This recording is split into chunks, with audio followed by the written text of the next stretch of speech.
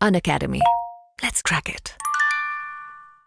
नमस्कार, जय हिंद दोस्तों। मैं शिवमोहन शर्मा स्वागत करता हूं आपके अपने अनअकैडमी प्लेटफॉर्म पे। जैसा कि आप सभी जानते हैं बच्चों कि आपके लिए डेली बेसिस पर हम करंट अफेयर्स की श्रृंखला लेके चल रहे हैं, जो कि आपके एग्जाम के लिए बहुत ही इंपॉर्टेंट है। हम ऐसे टॉपिक्स कवर कर रहे हैं जो कि आपके लिए बहुत ही इंपॉर्टेंट है। प्री में उसके स्टेटमेंट्स फंसेंगे, साथ में मेंस में पूरा लिखने के लिए आएगा।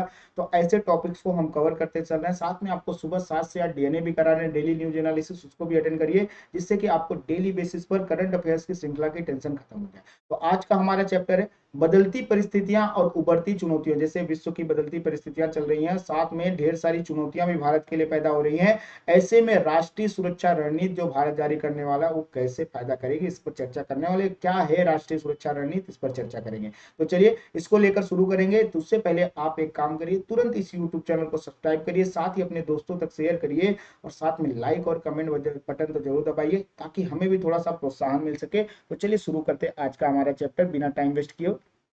उससे पहले आपका मैं 30 सेकंड का समय लूंगा बच्चों। जैसा कि आप सभी जानते हैं कि अनअकैडमी पे आज लास्ट डेट है, ठीक है। आपके लिए ढेर सारे बैचेस शुरू हुए हैं अनअकैडमी पे, जिसमें से फाउंडेशन बैच है। अगर आपको इसमें एडमिशन चाहिए तो आपको 50% डिस्काउंट पे एडमिशन मिलने वाला है। कैसे मिलेगा? आपको बहुत ही सरलता से एडमिशन मिल जाएगा फाउंडेशन बैच का।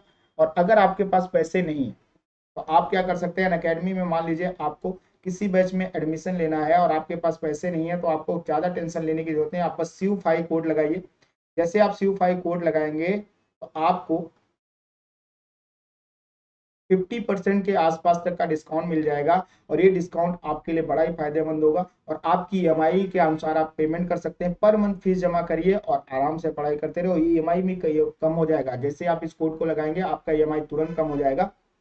तो जल्दी CU5 कोड का उपयोग करिए और अनअकैडमी पे अपने सपनों को साकार करिए। तो चलिए शुरू करते हैं आज का हमारा चैप्टर। वो न बदलती परिस्थितियों तथा उभरती चुनौतियों के बीच में राष्ट्रीय सुरक्षा रणनीति कैसे काम करें। वर्षों के विचार विमर्श के बाद भारत ने हाल ही में क्या किया, एक राष्ट्रीय सुरक्षा रणनीति लाने की प्रक्रिया की शुरुआत की, तथा इसके लिए राष्ट्रीय सुरक्षा परिषद सचिवालय ने विभिन्न केंद्रीय मंत्रालयों और विभागों से इनपुट एकत्र करना शुरू कर दिया। किसने शुरू किया है, ध्यान रखिएगा, इसी में स्टेटमेंट फंसता है आपका, ठीक है। राष्ट्रीय सुरक्षा परिषद सचिवालय आपका NSCS जो है, जिसके द्वारा अलग अलग मंत्रालयों से इनपुट इकट्ठा किया जा रहा है। क्या है राष्ट्रीय सुरक्षा रणनीति? तो राष्ट्रीय सुरक्षा रणनीति को समझने के लिए सबसे पहले राष्ट्रीय सुरक्षा रणनीति एक व्यापक दस्तावेज है जो किसी देश से सुरक्षा तथा उद्देश्यों उन्हें प्राप्त करने के उपायों को बताता है कि आपके देश की, ठीक है, सुरक्षा कैसी होगी भविष्य में। साथ में उस सुरक्षा को प्राप्त करने के लिए कैसे उद्देश्यों को आपको पूरा करना पड़ेगा, इसके बारे में पूरा एक व्यापक दस्तावेज तैयार करता है। वही बात करें, NSS एक गतिशील दस्तावेज है, ठीक है, जिससे बदलती परिस्थितियों, उभरती चुनौतियों के अनुकूल होने के लिए समय समय पर अद्यतित किया जाएगा। यानी कि जब जगह या जिस तरह की परिस्थितियां होंगी, जिस तरह की परिस्थितियां होंगी, यानी परिस्थितियों के अनुसार इसमें क्या होगा, बदलाव किया जाता रहेगा। उस तरह की रणनीति आपकी राष्ट्रीय सुरक्षा के समय समय पर इस पर बदलाव भी किया जाता रहेगा।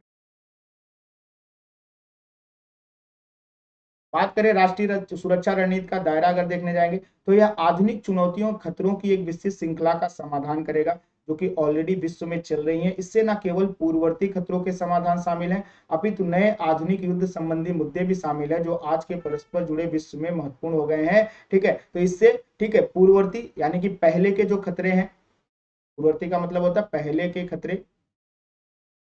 जैसे आप देखिए भारत पाकिस्तान की बात, भारत पाकिस्तान का मुद्दा, साथ में भारत चाइना का मुद्दा, ये बहुत पहले से चला, हमारे पूर्ववर्ती मुद्दे। इसी के साथ आधुनिक युद्ध संबंधी नए मुद्दे, आप देखिए कि इजराइल और हमास का युद्ध चाहे हो जाए, साथ में आपके रूस यूक्रेन का युद्ध चल रहा है। ऐसे में इनके जो बदलती परिस्थितियां, साथ ही आपके पड़ोसी देशों से जो आपके संबंध हैं, उस पर भी यह देखकर काम करना कि कैसे चाइना वहां पे इंटर कर रहा है, पाकिस्तान इंटर करने की कोशिश करे तो कैसे काम करना है, इससे जुड़े हुए।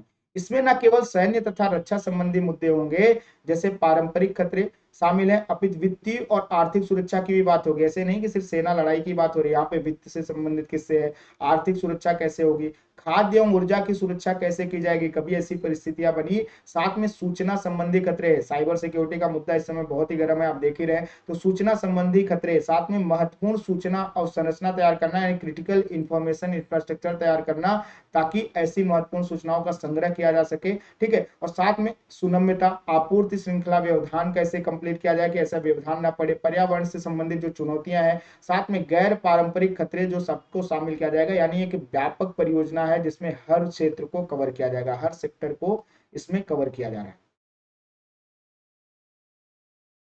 वही बात करें आगे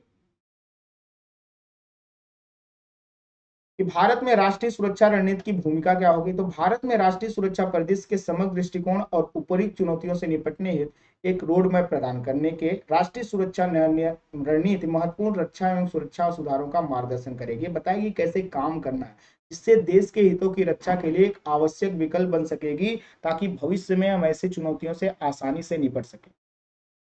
बात करें भारत में राष्ट्रीय सुरक्षा रणनीति की आवश्यकता क्यों है, ये बहुत इंपॉर्टेंट है क्योंकि ये आपका मेंस का क्वेश्चन बनेगा। तो भारत के लिए राष्ट्रीय सुरक्षा रणनीति सैन्य चर्चाओं में बार बार आने वाला विषय रही है। हालांकि विभिन्न प्रयासों के बावजूद भी एक सामंजस्यपूर्ण संपूर्ण सरकारी प्रयास की कमी के कारण इसे अभी तक तैयार एवं कार्यान्वित नहीं किया जा सका है। साथ ही सरकार ने जानबूझकर अपने राष्ट्रीय सुरक्षा उद्देश्यों को सार्वजनिक नहीं किया है, ताकि चीजों को थोड़ा सा प्राइवेसी वाली चीजें होती है उसको दबा के रखा जाए। तो इस आधार पर भी इसको बनने में देरी हुई, लेकिन अब इसकी आवश्यकता आन पड़ी है, क्योंकि गंभीर खतरों और भू राजनीतिक अनिश्चितताओं के बीच तत्कालिकता, उभरते खतरों की बहुमुखी प्रकृति और वैश्विक भू राजनीति, आप देखिए जियो पॉलिटिक्स कैसे बदल रहा है। हम फिलिस्तीन के मानवीय अधिकारों का सपोर्ट तो करते हैं, लेकिन आज हम फिलिस्तीन के हमास के साथ बिल्कुल नहीं खड़े, हम इसराइल के साथ इस मुद्दे पर खड़े, यानी कि हम दोनों तरफ काम कर रहे हैं। तो आप देखिए कि अलग अलग आपकी जियो पॉलिटिक्स चल रही है। वहीं बढ़ती अनिश्चितताओं को देखते हुए भारत में एक राष्ट्रीय सुरक्षा रणनीति विकसित करने की तत्काल आवश्यकता है, ताकि हम पूरे विश्व से एक समन्वय बनाकर काम कर पाए। साथ में बात करें मौजूदा निर्देशों और सैन्य सुधारों की भूमिका को संशोधित करने का आह्वान किया गया। पूर्व सेना प्रमुख जनरल ने सशस्त्र बलों के लिए वर्तमान राजनीतिक दिशा की पुरानी प्रकृति और इसे संशोधित करने की आवश्यकता पर बहुत ही ज्यादा जोर दिया। ठीक है, इसको समझते हुए चलना है। रक्षा मंत्री का वर्ष 2009 का परिचालन निर्देश सशस्त्र बलों के लिए वर्तमान में लागू एकमात्र राजनीतिक निर्देश है। ठीक है, कब जारी किया गया था? 2009 में। ठीक है, विशेषज्ञों ने इस बात पर जोर दिया कि सशस्त्र बलों को थिएटराइजेशन और महत्वपूर्ण सैन्य सुधार एक व्यापक राष्ट्रीय सुरक्षा रणनीति से उत्पन्न होनी चाहिए, ताकि वो भी तैयार रहें, चीजों को समझ सकें कि कैसी आवश्यकता पड़ेगी और कैसे चीजों को समझना होगा। उसी के साथ ऐसी रणनीति की अनुपस्थिति की तुलना स्पष्ट रोड मैप या योजना बिना सैन्य सुधारों के प्रयास से की गई है। यानी कि ऐसी रणनीति कैसे बनाई जाएगी? ठीक है, एक उसके लिए रोड मैप बनाया जाएगा, यानी कि प्रॉपर वे में उसके लिए ठीक है व्यापक परियोजनाएं बनाई जाएंगी और इस आधार पर सैन्य सुधारों का प्रयास किया जाएगा, जिससे क्या हो सके कि हमारी सेना में आधुनिक, जैसे कहा जाता है ना, कि हर तरह की सुविधा उपलब्ध हो और किसी भी परिस्थिति से निपटने के लिए वो तैयार है। राष्ट्रीय सुरक्षा रणनीति वाले कौन कौन से विश्व में देश हैं उस पर बात करें अगर, तो उन्नत सैन्य और सुरक्षा बुनियादी ढांचे वाले अधिकांश विकसित देशों में एक राष्ट्रीय सुरक्षा रणनीति मौजूद है। यानी कि जिनके पास ऐसे एडवांस टेक्नोलॉजीज है और चीजों को समझ वहां पे है ऑलरेडी राष्ट्रीय सुरक्षा रणनीति लगभग सब में लागू है, जिसका समय समय पर क्या करते हैं, वो अपडेट करते रहते हैं, बदलाव करते रहते हैं, जैसी स्थिति परिस्थिति उस हिसाब से उसमें बदलाव किया जाता है। जिसमें से अमेरिका, ब्रिटेन, रूस ने राष्ट्रीय सुरक्षा रणनीतियां प्रकाशित की हैं, मतलब उन्होंने जारी करके रखी हुई है वर्ल्ड वाइड। ठीक है, चीन के पास भी ऐसी रणनीति है जिसे व्यापक राष्ट्रीय सुरक्षा कहा जाता है, जो इसकी शासन संरचना से गहनता से जुड़ी हुई है। चाइना भी ऐसी रणनीति को फॉलो करता है।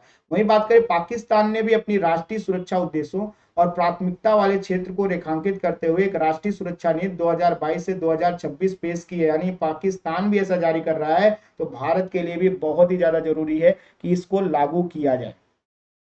बात करें आगे कैसे रणनीति बनाए, तो राष्ट्रीय सुरक्षा नीति में परिवर्तन, उद्देश्यों को स्पष्ट करना। 21वीं सदी में राष्ट्रीय सुरक्षा रणनीति यह परिभाषित करेगी कि किन परिसंपत्तियों की रक्षा और विरोधियों की पहचान की जानी चाहिए, कौन हमारे विरोधी हैं और किसकी रक्षा की जानी चाहिए, कौन सी परिसंपत्तियों की, जो लोगों में भटकाव उत्पन्न करने के लिए अपरिचित कदमों से लक्षित राष्ट्रवासियों को भयभीत करना चाहते हैं। यानी अलग अलग तरीके से, कभी देखिए बहुत बार मुद्दे बनाकर बहुत सारी ऐसी चीजें की जाती है, अफवाहें फैलाकर बहुत बार चीजें भटकाव की स्थिति पैदा होती है। तो राष्ट्रीय सुरक्षा नीति ये क्या करेगी, ऐसे चीजों पर चीजों को स्पष्ट रखेगी जिससे कि फायदा होगा। बात करें प्राथमिकताएं निर्धारित करना, राष्ट्रीय सुरक्षा प्राथमिकताओं के लिए नवाचार और प्रौद्योगिकियों का कई मोर्चों पर समर्थन करने हेतु नए विभागों की आवश्यकता, जैसे हाइड्रोजन ईंधन सेल बनाना, समुद्री जल का अलवणीकरण करना। पानी की समस्या पूरे विश्व में आने वाली, आप जान रहे हैं भारत के भी जो मेट्रोपॉलिटन सिटीज हैं ऑलरेडी शुरू हो चुकी है, इसीलिए समुद्री जल का अलवणीकरण यानी इसको मीठे पानी में कन्वर्ट करना बहुत जरूरी है। परमाणु प्रौद्योगिकियों का विकास करना, ठीक है, आपके पास थोरियम है तो थोरियम से संबंधित परमाणु भट्टियों का निर्माण करना ताकि यूरेनियम का आयात कम किया जा सके। साथ में एंटी कंप्यूटर वायरस और नई प्रतिरक्षा निर्माण दवाएं, क्योंकि एंटी कंप्यूटर वायरस बहुत ही ज्यादा जरूरी है, साइबर सिक्योरिटी का मुद्दा बहुत ही ज्वलंत है। और साथ में अलग अलग तरह की दवाइयां जो कि नए नए टेक्नोलॉजीज के साथ बनाई जाए ताकि जैसे कोरोना जैसे ऐसे वायरस आए या कुछ ऐसी घटना घटित हो तो उससे निपटा जा सके। रणनीति में बदलाव की क्यों? नई राष्ट्रीय सुरक्षा नीति के लिए आवश्यक रणनीति कई आयामों में शत्रुओं का पूर्वानुमान लगाना और उनको निरस्त करने की रणनीति विकसित करके प्रदर्शनात्मक लेकिन सीमित प्री एम्प्टिक स्ट्राइक द्वारा होगी। यानी कि इसको समझा जा सकता है बहुत अच्छे से कि पहले से हम समझ सकेंगे पूर्वानुमान लगाकर, और साथ में ऐसे कुछ अगर दिक्कतें पैदा होने लगे तो उसको निरस्त भी करने की तैयारी में ऑलरेडी तैयार रहेंगे। चीन की साइबर क्षमता का कारक भारत के लिए एक नई चुनौती पेश करता है, जिसके लिए एक नई रणनीति विकास करने की आवश्यकता है। आप देखिए साइबर अटैक चाइना के द्वारा पूरे विश्व में अमेरिका करता है, ठीक है, और अलग अलग कंट्रियां भी करती हैं कि बार बार इससे परेशान करता है। इसी के साथ में नीति निर्माताओं की भूमिका भी डिसाइड करनी होगी। सरकार को साइबर सुरक्षा के लिए अलग से बजट निर्धारित करना चाहिए, क्योंकि ये बहुत ही ज्वलंत मुद्दा बना हुआ है। अभी एप्पल वाला विवाद आपने देखा, उस पर आज ही वीडियो आया, आप जाके देख भी सकते हैं, ठीक है, कि उसमें एप्पल वाली बात पे देखिए कि अभी इसी यूट्यूब पर उसका वीडियो पड़ा हुआ है, आप देख सकते हैं कि कैसे साइबर अटैक हुआ था। वही बात करें राज्य प्रायोजित हैकरों का मुकाबला करने के लिए साइबर योद्धाओं का एक केंद्रीय निकाय बनना चाहिए। साथ में सॉफ्टवेयर डेवलपमेंट में करियर के अवसर प्रदान करने के भारत के प्रतिभा आधार का उपयोग किया जाना चाहिए। आप देखिए आईटी सेक्टर में काम करने वालों की भरमार है, सबसे ज्यादा रोजगार भी बहुत इस समय जनरेट कर रहा है आईटी सेक्टर। तो ऐसे में हमें क्या करना पड़ेगा, साइबर योद्धाओं को तैयार करना पड़ेगा, यानी कि ऐसे एक्सपर्ट्स को रखना पड़ेगा, करिएगा, जो कि ऐसी चीजों को यानी साइबर सुरक्षा की जिम्मेदारी ले सके।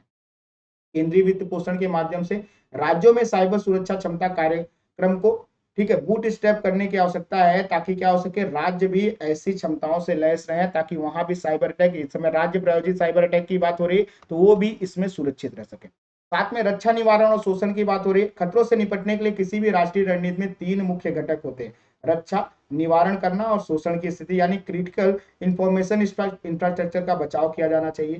साथ में व्यक्तिगत मंत्रालयों, निजी कंपनियों को भी ईमानदारी पूर्वक उल्लंघनों की रिपोर्ट करने के लिए प्रक्रियाएं तैयार करनी चाहिए ताकि उसके लिए राष्ट्रीय सुरक्षा नीति और अच्छे से तैयार की जा सके।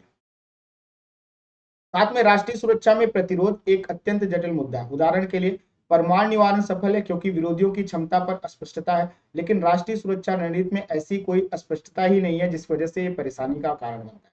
एक मजबूत रणनीति तैयारी, भारतीय सेना को खुफिया जानकारी एकत्रित करने, लक्ष्यों को मूल्यांकन करने, लंबी अवधि में राष्ट्रीय सुरक्षा सुनिश्चित करने के लिए विशिष्ट उपकरण तक पहुंच शुरू करनी होगी, जिससे कि आगे बदलती परिस्थितियों के अनुसार ही हम काम कर सके। तो आप देख रहे हैं बहुत इंपॉर्टेंट है। इसी के साथ ये वीडियो समाप्त हो रहा है, लेकिन आपके लिए एक इंपॉर्टेंट न्यूज है कि भैया अगर आपको अनअकैडमी पे 50% के डिस्काउंट के साथ एडमिशन लेना है तो बस आपको ये SIV5 कोड अप्लाई करना है। किसी भी एग्जाम के लिए आपको ढेर सारा डिस्काउंट मिलेगा, लगभग 50% तक आपको डिस्काउंट मिल सकता है। तो ऐसे में इस डिस्काउंट का फायदा उठाइए। मान लीजिए अनअकैडमी आपको किसी भी एग्जाम के लिए, ठीक है, 20% या 25% का डिस्काउंट दे रही है, तो आपको इसी कोड को लगाने पे 25% का एक्स्ट्रा डिस्काउंट मिल जाएगा और आपका डिस्काउंट बढ़ के 50% पहुंच जाएगा। तो जल्दी इसका फायदा उठाइए और एडमिशन लीजिए SIV5 कोड लगाकर, जिससे आपका भविष्य उज्जवल हो सके। साथ ही आप इस यूट्यूब चैनल को तुरंत सब्सक्राइब करिए, अपने दोस्तों तक शेयर करिए और लाइक और कमेंट तो जरूर करिए। बच्चों आज हमसे जुड़ने के लिए आप सभी का बहुत बहुत धन्यवाद।